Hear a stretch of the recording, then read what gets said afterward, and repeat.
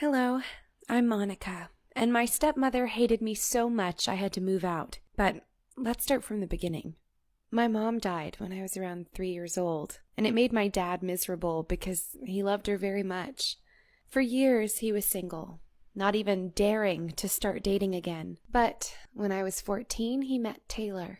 She kind of looked like my mother, but as I was told, she wasn't anything like her in terms of character.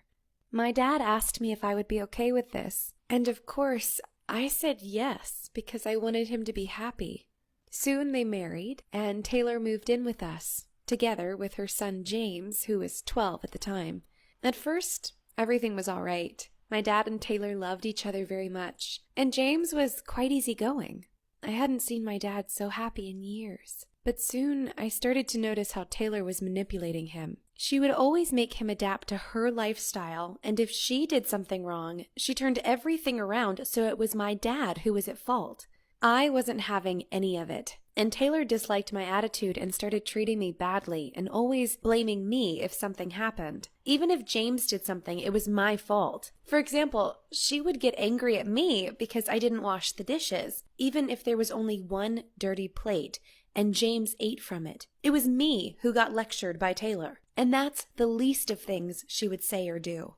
At first, my dad was trying to defend me, but she eventually made him think that she was right and I was a spoiled, ungrateful kid. She told me that I was stealing our money, and it wasn't true. And I don't know where she got this idea from.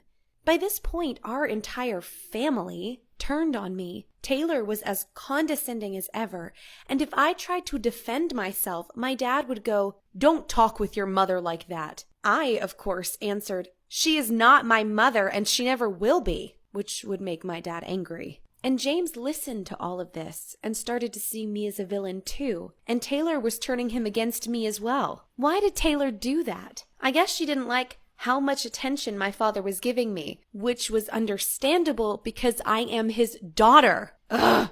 Seeing how Taylor took over our lives, I tried to talk to Dad, but he wouldn't listen. So I approached my grandparents, explained them the situation, and asked if I could move with them. They said yes, and they also disliked Taylor very much. I moved out. Both me and Taylor were happy about it. Living with my grandparents had its own difficulties, but it was way better than living with Taylor. My dad would call me every day and visit every weekend at first, but then he called and visited less and less, probably because Taylor was whining about how he didn't love her.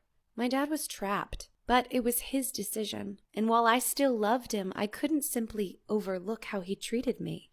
After a year, it felt like I wasn't part of the family at all, and I saw my father 2 times a month at best. At worst, it could go for 2 months without him meeting with me. One day he called me and said, "Honey, please come home. I talked with Taylor and she is okay with that." Seriously? Taylor is okay with that? I rudely answered my father, "I would never even step into the house while she is still there." I expected my father to call, to apologize, to try to fix that, but it never happened. I understand that he was afraid to be lonely again, and I didn't mind him having a woman, but it wasn't okay how she treated me. Nothing helped, even when my grandparents tried to talk about it with him, so I completely gave up on it. 2 years had passed since, and he was still with her, and he was miserable again. By this point, I felt like my grandparents were my parents, and I had a lot of things going on in my life. My first serious boyfriend, school, and other stuff, so I didn't even think about it anymore. One day, to my surprise, James wrote me on Facebook. He was saying how sorry he was about how I was treated, and that he didn't understand it at the time, but he wanted us to be friends, or at least not be enemies. I asked him what made him do that, and he told me all about his mom, Taylor, and how she only got crazier with time. Later, I met with James, and I was honestly proud of him, because he was such a smart, good guy. He said that my dad was much better to him than his real dad ever was, and Taylor was mad every time he took his side. He said that he saw that father was tired, and maybe someday he would finally separate with her. James wanted us to be friends, even siblings, and support each other. And even if Dad and Taylor separated, he wished to stay in touch. I don't know what will happen in the future, and I'm still hurt about losing my dad. But at least I found a new family member who is a good person. I really miss my dad. Before Taylor, he was the best dad anyone could ever wish for. I hope that one day he would realize his mistake and that we can be a family again. For now, I can only wait.